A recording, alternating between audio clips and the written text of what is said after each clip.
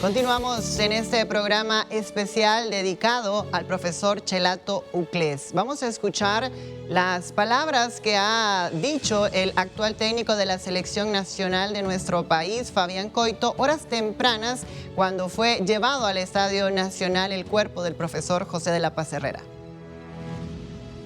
La frase que yo puse y con la cual quise, su legado será eterno. Y él es una persona muy importante en lo que hoy es Honduras en el deporte y en el fútbol del mundo.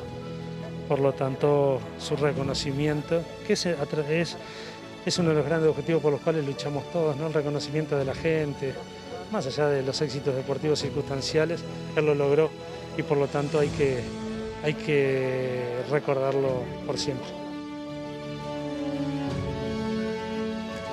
Más temprano en su cuenta de Twitter también el técnico Fabián escribía: a través de este medio el cuerpo técnico de la selección nacional quiere hacer llegar nuestro más sentido pésame a la familia del señor José de la Paz Herrera. Su legado será eterno. Que en paz descanse, publicaba en su cuenta de Twitter el técnico de la H. Otro tuit también que se hizo viral luego de darse a conocer esta triste noticia para el fútbol hondureño fue el tuit de la FIFA, la Copa Mundial de la FIFA, quien decía: hoy es un día triste para el fútbol por el fallecimiento de José de la Paz Herrera a los 80 años. Entrenador más laureado de Honduras, será siempre recordado por llevar a la FENAFUT al Mundial de España en 1982. Que en paz descanse, querido profesor Chelato Uclés. Esto escribía la cuenta oficial de la FIFA, Juan Carlos, y son innumerables la cantidad de mensajes de personalidades importantes de nuestro fútbol y a nivel internacional, jugadores, entrenadores también, que más adelante tendremos la oportunidad de poderlos compartir en el programa. Muy bien, gracias. Gracias, Isabel. Queremos conectar nuevamente con Carlos Ordóñez porque tiene más reacciones desde la funeraria. Adelante, Carlos. Así es, Juan Carlos, aquí estoy. Usted ya lo había mencionado.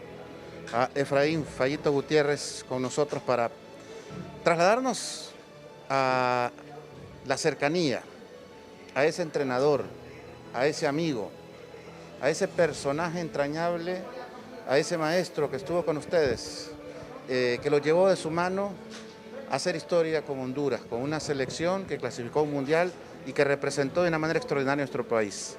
Fayito, buenas noches. ¿Qué significa para usted este momento? ¿Y qué nos puede compartir de su vivencia con el profesor Herrera? Buenas noches, Juan Carlos Ordóñez. Buenas noches también a Juan Carlos, a Ponce y a Jimmy. Bueno, sobre lo que consultás, pues son muchas las vivencias con el profesor José de la Paz Herrera que pasamos. Un grupo alegre, un grupo íntegro, un grupo que trabajó al lado del maestro. El gran mentor que en cada detalle, para cada partido, pues nos hacía ver la fortaleza y las debilidades del rival para poder sacar ese provecho. Y no solo ser un mentor del fútbol, sino que una persona muy entregada a la lectura, al conocimiento que da la vida, al conocimiento que va dejando el deporte. Y fue así como logramos ese gran objetivo, ¿no? Que fue la clasificación al Mundial. Recordemos que fueron dos procesos, el del 80, el del 81, yo no pude estar en el 80. Y recuerdo que cuando el profesor me convocó, me sentí un poco incómodo, Juan Carlos. Y dije yo, ¿pero por qué? Si estaba haciendo un buen trabajo en la universidad en el 79-80. Y luego me dio los detalles, el por qué no me convocó en el 80.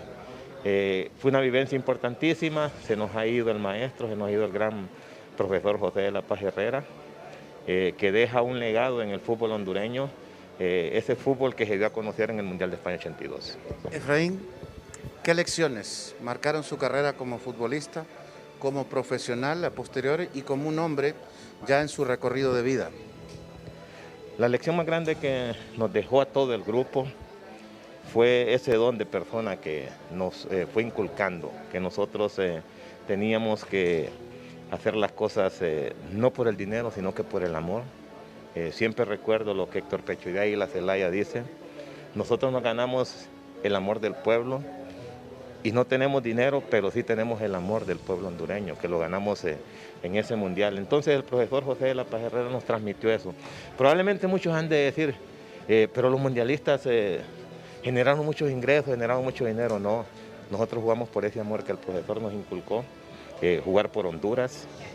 Y dentro de eso, Juan Carlos, tengo una memoria, que es la frase que nos dijo a nosotros antes del partido que íbamos nosotros a desarrollar frente a España, donde nos dijo a todos: este es el momento de dar a conocer a nuestra patria, Honduras.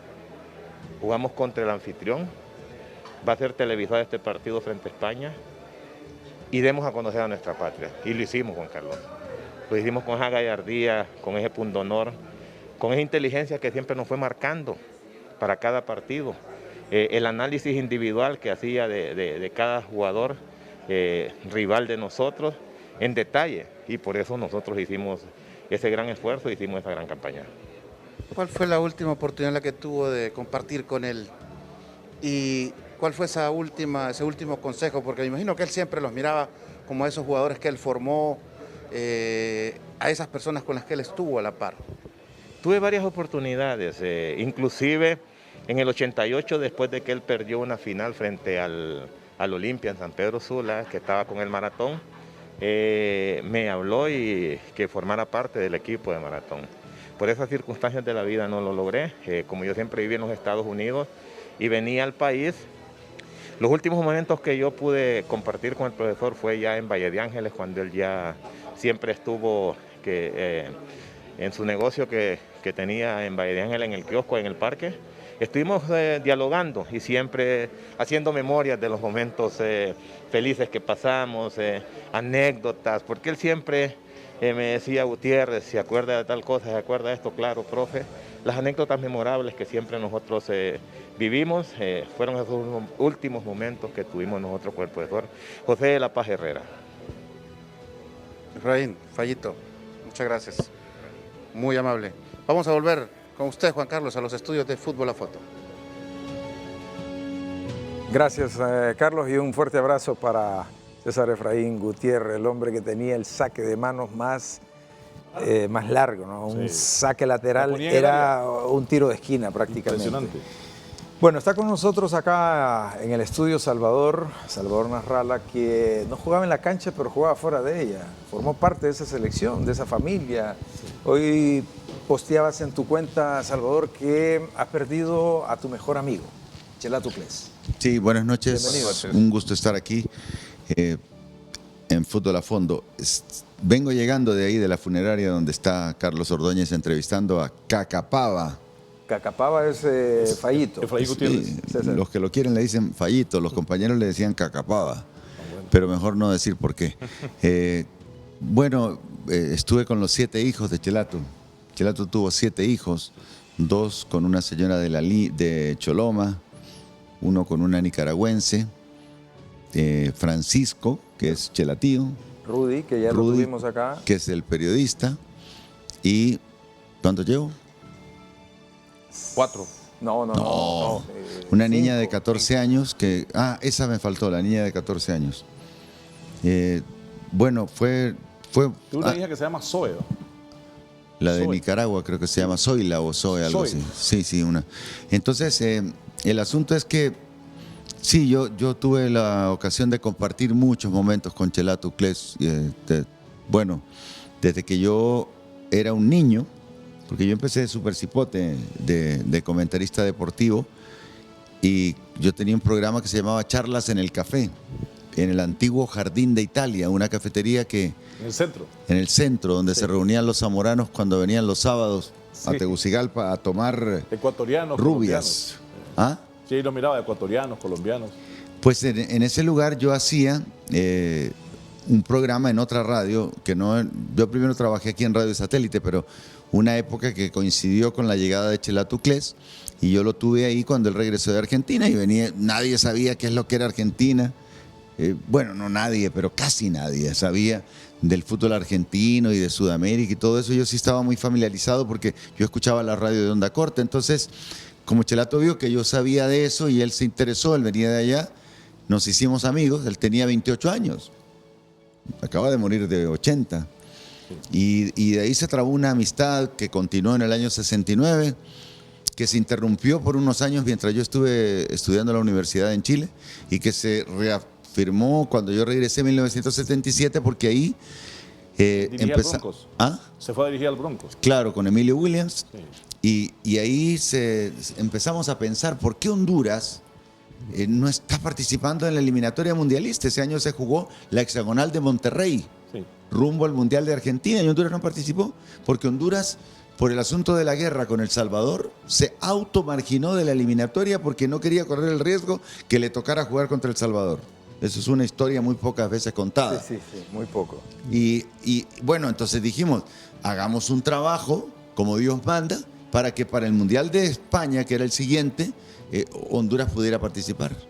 Entonces él ya empezó a hacer un trabajo estupendo con el Broncos, y en 1979, en este mismo lugar donde estamos, físicamente en la misma tierra donde nos encontramos, hay un video que lo acabo de publicar yo en mis redes, en Salvador Presidente en Facebook y en Twitter en @salvapresidente, que sale una mesita, que salgo yo que soy el más grande, después sale Chelato y en la otra esquina sale Jacobo Goldstein, que era el director del programa Este Domingo, que se transmitió de 1974 a 1980, justo antes de que empezaran los 40 años de Cinco Deportivo. Sí. Y entonces ahí, en el 79, Chelato transmite a todo el mundo el plan que tenía, de hacer un equipo con una concentración permanente, de llevarlos a una casa o a un hotel.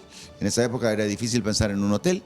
Y entonces había una casa que quedaba en Valle de Ángeles, que era la casa de Mario Rivera López, el papá de Toño Chocoyo. Y entonces ahí se concentró la selección. Después esa casa se remodeló muchos años después y fue la casa del señor Ferrari, que probablemente sigue siéndola, en Valle de Ángeles.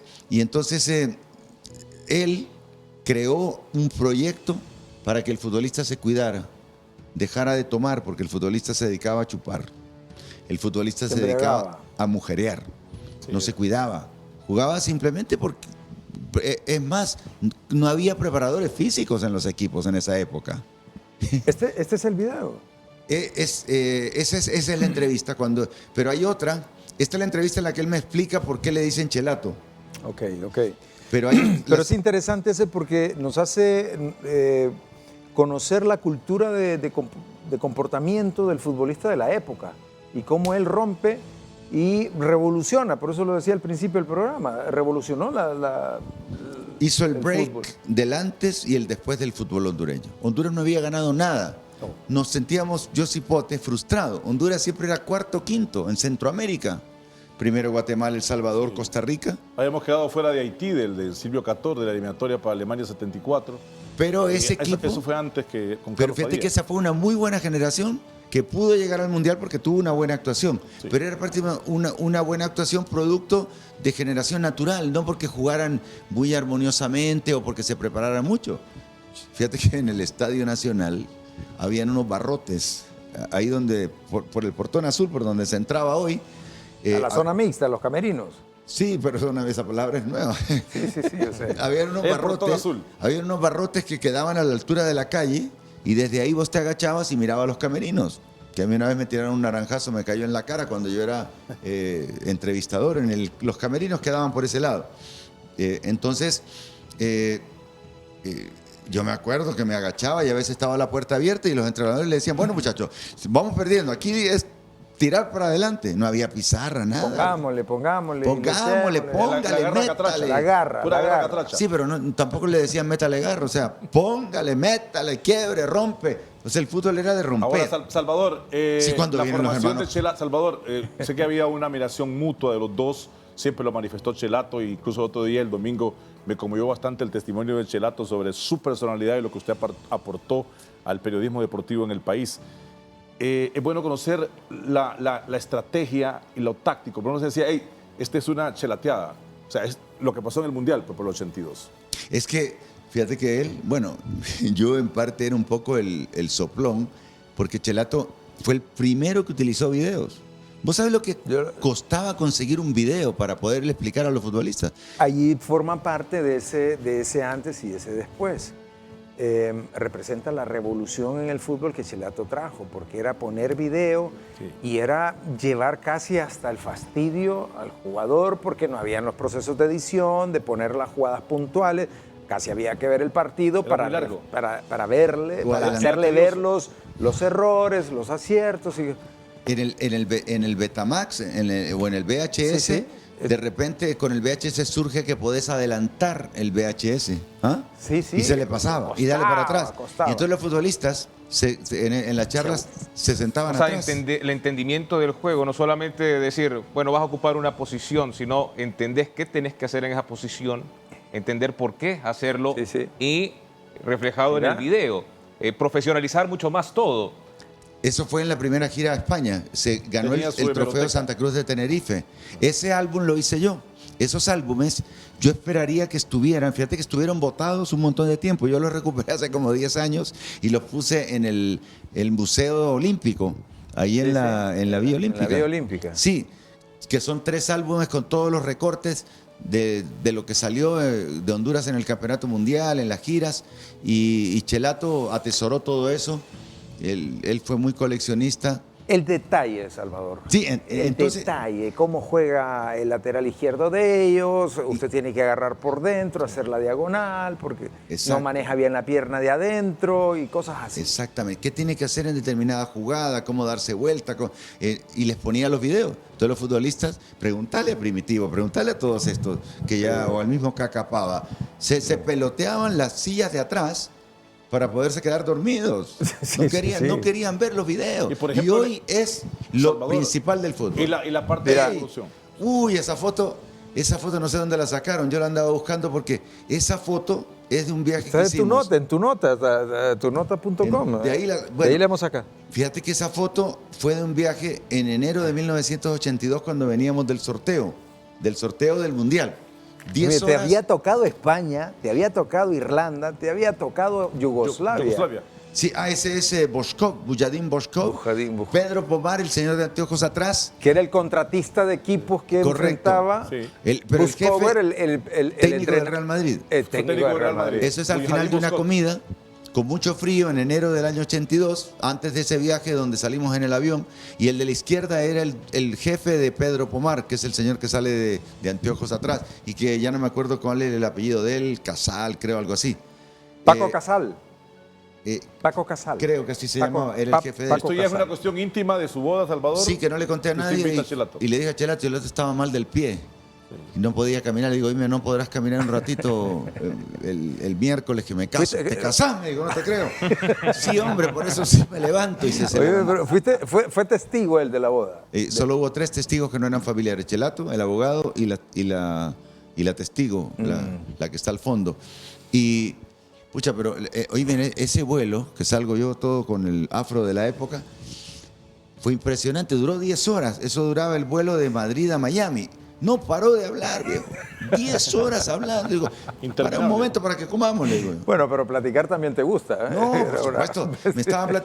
Era una plática, pero yo creo que yo debo haber utilizado unas 2 horas de mi vida, casi todos los días de mi vida, por lo menos estando pasaba aquí. Algo, Orlando decía alguna imprecisión en una transmisión, te llamaba. Me oíme, decirle a Orlando que lo que está diciendo no es correcto. Sí, o está equivocado. Pero nos alimentaba, era un feedback que teníamos. Pero se irritaba y no le gustaba la imprecisión. Sí, y te lo manifestaba. Solo que en los últimos años se equivocaba en las fechas. Entonces me decía, acabas de equivocarte. Entonces yo entendí que él estaba empezando a perder la memoria. Ahora, Salvador, la sensación previa, porque uno... cuando menciona eso del sorteo y decir, va a jugar contra España, el anfitrión, y usted que vivió tanto con ellos, ¿realmente se visualizaba Chelato ese partido que hizo Honduras? O sea, él visualizaba realmente de que Honduras podía hacer ese encuentro cuando todos decían, va a ser goleada. Sí, pero...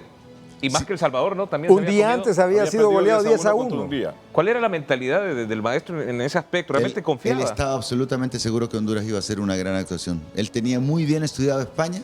Es más, el gol de España Te digo, fue porque se demoró el cambio de meter a Carlos Orlando Caballero. Por Tecate. Porque cuando lo pone a calentar es porque el lateral de izquierdo, Camacho, estaba subiendo mucho. Entonces pone a calentar a Caballero y justo se produce la jugada del penal.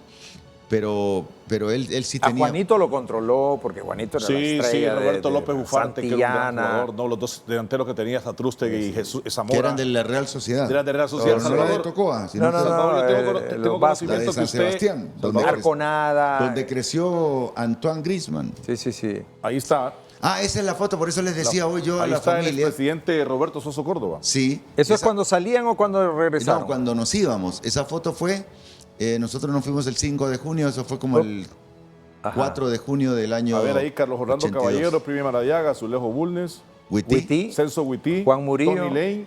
Juan Murillo, el de abajo, Juan Orlando, el Murillo. de la Sí, derecha. arriba Tony Lane, Sherwood. Cacapava, David Bueso, Toledo, Pito Tercero, que era el jefe del departamento técnico aquí en Televicentro, Alan y era Costri. uno de los 3 directivos conmigo y con don Daniel más alto, Matamoros. Salvador. Alan Costri, Pecho de Águila, Villegas, Gilberto, Salvatore, el más alto. El más alto. Y allá está Salvatore, Roberto Bailey. Y Roberto Bailey, Roberto Bailey. que Chelato me dijo. Ya fallecieron varios. ¿Qué te dijo? Decirle a este jodido que ni Y Rosuco, sueñe que es el porque este va presidente de la a pasear.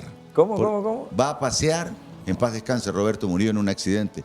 Me dijo, mira, Roberto lo llevo realmente por el apellido, porque... y no sé Era qué". hermano de Era hermano de Jimmy, Jimmy que Bailey. Sí. fue Pero- figura en la clasificación Que nos a la ay- hexagonal. Que nos ayude para las prácticas, pero no va a jugar, seguro que no juega. Y me acuerdo que nos fuimos... Roberto con la- Soso Córdoba era el presidente por entonces. Sí, nos fuimos en el avión con la Mi Brasil del año, que se llamaba Maristella Grazia. Y entonces, en la parte de atrás del avión de Sasa, que era la línea aérea, Honduras tenía línea aérea nacional en esa época. Y entonces iba en la parte de atrás Jimmy Bailey enamorando a la brasileña. Era la Roberto novia de Bailey. Eder. Roberto. Eder, el zurdo. Eder, sí, un zurdo sí, fantástico Ajá. que tenía Brasil, ¿no? Eder. Sí, entonces fueron momentos muy bonitos que vivimos en muchas épocas. Fíjate que estuve el otro día, hace 10 días, en Austin, Texas, y estaba Tony Lane.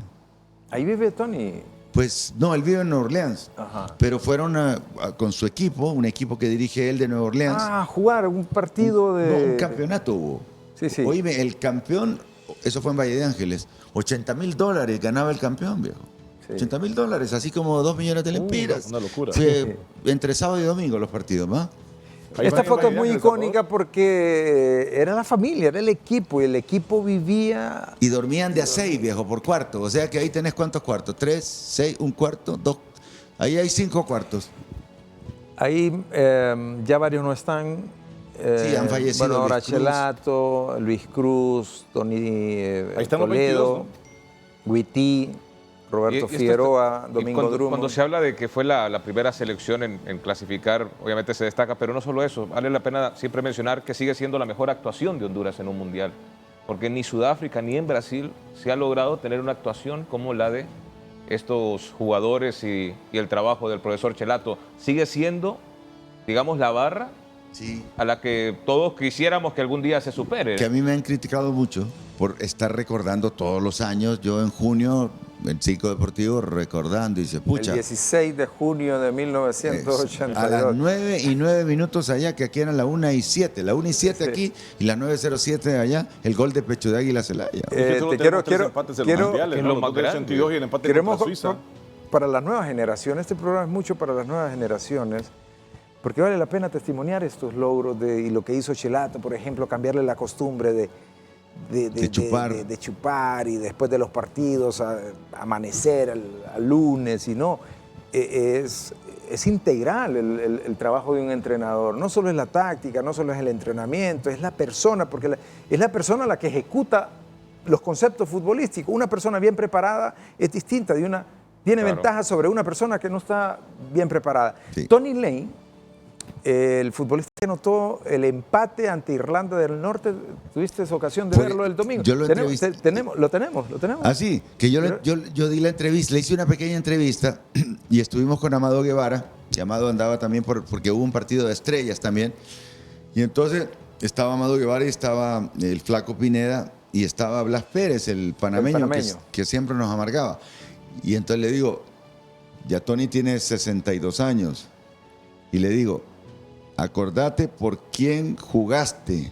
No hubiera sido mundialista ni famoso si no hubiera sido por mí, porque Chelato me dice, pues Chelato confiaba mucho en mí, entonces me dice, en el Mundial, después del partido contra España, me dijo, yo ocupo a ese, no a Caballero, me dice, ocupo a Tony Lane, pero míralo, me dice cómo está. Y entonces Tony Lane estaba así, conmigo Bajoneado. así, todo Tímido. Sí, tímido, cabizbajo. porque andaba lesionado de la rodilla. Yo lo necesito, me dijo. Habla con él y decir que en Honduras están diciendo que vino a pasear, Esto que te es dijo. cobarde. Esto te dijo Tony Lane. Amigos, aquí estoy con mi amigo Tony Lane. Por si no lo conocen, Tony Lane fue el autor del segundo gol hondureño en Copas del Mundo. ¿Te acordás, Tony? Hablale fuerte a la gente ahí. Sí, claro que sí. Te quiero comentar de que para saber que tú venías para acá, pues yo le comenté a él de que tengo que ir a saludar a Salvador. Hace años no nos mirábamos y para mí ha sido un gran placer venir aquí, ¿no? Y poder estar contigo compartiendo estos momentos. Tony Lane, que jugó en el partido contra Irlanda, en el Campeonato Mundial, y que marcó un gol. ¿Y ahora qué te dedicas, Tony? Bueno, ahora trabajo en una compañía de pintura y aquí en Spring, Texas, y siempre ligado al fútbol, ¿no? Siempre entrenando equipos y tratando de seguir aprendiendo para tener la oportunidad cuando posiblemente el otro año tal vez tenga oportunidad de que un equipo de Honduras me llame y con gusto iría a entrenar.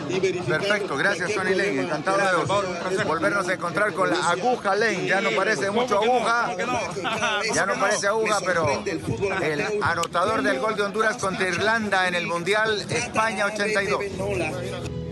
Eso, lo divertido, no. La aguja le decían porque era una persona delgada. Sí, pero extraordinariamente flaco. Ahora, pero la estrategia ahí era meterlo de cambio. Sí, no, Porque pero, él- no. Sí, Chelato lo ocupaba para entrar ahí en el segundo De tiempo. relevo. Entonces me dice, decirle que si se deja infiltrar. Entonces yo hablé con él y le dije, oye, me le están diciendo que vos viniste a pasear y que sos maricón. Le digo, que viniste aquí cobarde, que no sé cuánto. Tenés miedo. Tenés miedo. No, rey, me decía, porque me vinieron con el rey Juan Carlos después del partido con España en la tribuna. No, rey, me dice, consígame entrar. Pucha, yo... Y se lo recordé ahí delante de todos los que andaban ahí en la cabina, porque eso fue ya en la cancha, pero en la cabina estuvimos antes con Amado, que me dio, por cierto, una entrevista de cuando eran cipotes Pavón, Amado y Tyson, que la voy a dar el domingo en 5 Deportivo. Esa es exclusiva, así que no la puedo. Entonces le di, pucha, lo inyectan, lo infiltran y vamos juntos en el bus rumbo al estadio el 21 de junio del año 82. Segundo partido. Para el segundo Al partido. estadio La Romareda. Sí, entonces me dice, Rey, me dice, pucha, si me consigue que me meta este señor, yo le dedico un gol, me dice. Por Dios, te lo juro, es preguntarle a él. Yo le dije, contales aquí a todos estos jodidos, le dije yo, ¿por quién jugaste y por quién metiste el gol? Y perdíamos 1 a 0. Perdió 1 a 0 y hace una tapada espectacular Pat Jennings, tenía como 40 años, y la manda al tiro de esquina. Pero fue un cabezazo de Tony Lane. No, de Betancourt. Primero Betancourt y la echó al córner de Sí, nuevo. Pat Era un Jennings. córner Era un de tiro de Figueroa. Primero remató Betancourt y la sacó al córner. Creo que pegó en el horizontal. Y luego en el siguiente córner es cuando la conecta de cabeza Tony. Imagínate lo que... No lo dejaron ni siquiera levantarse para festejar, le cayeron encima. Sí, me acuerdo. Tony... Todos, fue una montaña de ¿quién jugadores. es? Fue La muy imagen bonito. la tengo, Oye, Luis Cruz, Bulnes. Era una generación de futbolistas humildes que no jugaban por dinero. En esa época, yo te digo, el que más ganaba 1.800, que eran primitivos, 1.800 lempiras, eran $900. Eran Villegas y Primitivo. Gilberto tenía sueldo del Elche. del Elche, porque jugaba en el Elche. Y no jugó la eliminatoria. Solo ojo. el Mundial jugó. Solo el Mundial. Sí. Incluso él tuvo, por ejemplo, cuando trae a Betancourt. Betancourt había jugado en el... Equipo de la cervecería. No, había Estuvo jugado en Liga En Mayor. Illinois, Había jugado hizo Mississippi, Ahí estuvo en San Luis. Jugó Sí. el juvenil del año 76 en Sí, Puerto sí, Rico. Sí. Era un estudiante Y estaba estudiando en Pero la no jugaba en universidad. Liga Nacional. No estaba en Y Liga ante el Nacional. problema que se le presentó en el año 81, que tuvo que poner a jugar a Jorge Urquía, que era un señor ya de 35 años. ¿Mm? Aquí Entonces, está, mira lo de Tony. ahí está el gol de Tony Lane, sí. Este es el... Ese es el Aquí gol. está. Sí. Mira, no lo dejaron celebrar. No, le cayeron no. encima.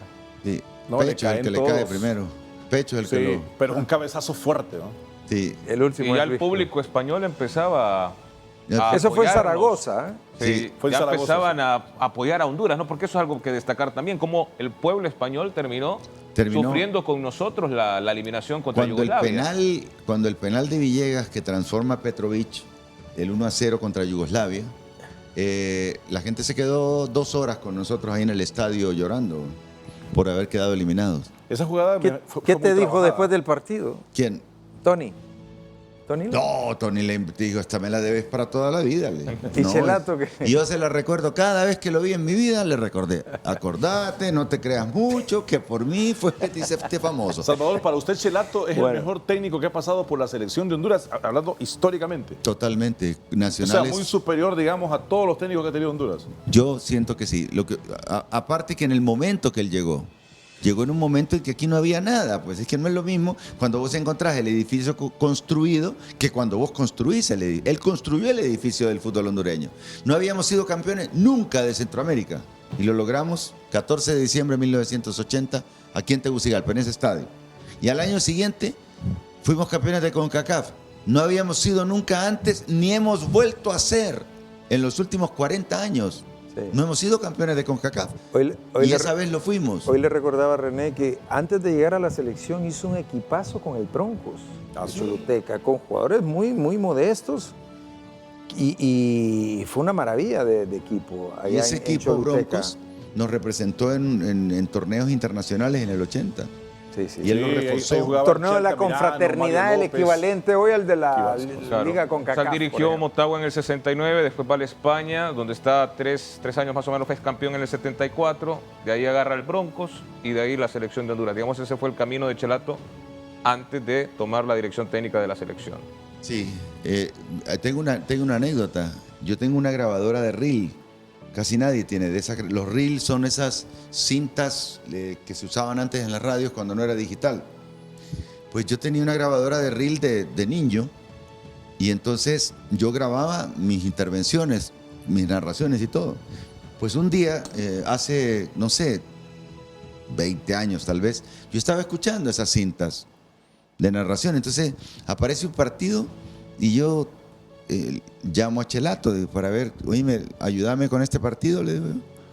Y le pongo el teléfono, no habían celulares. Fue hace más de 24 años, entonces, ¿qué es eso? Entonces le pongo en el micrófono en el parlante, perdón, de la grabadora grandota, le pongo el teléfono, el auricular.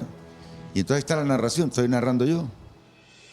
Y entonces le digo, ¿qué partido será este? Le digo, escuchate unos pocos minutos. Y como a los 2 minutos escucho que empieza a gritar. Es mi debut, me dice. Ay, mi debut como entrenador en partido internacional.